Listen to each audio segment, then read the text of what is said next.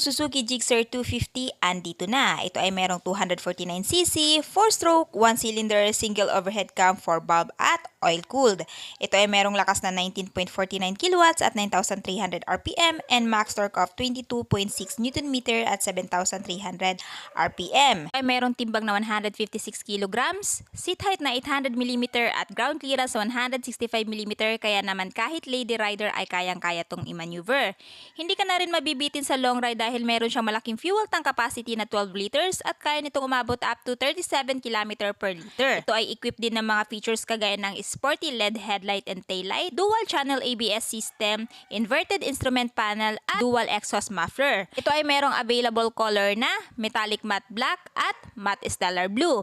SRP 182,900 at ito lamang ay available sa LYR Marketing Corporation, Kanokotan, Tagum City. For more inquiries, please direct PM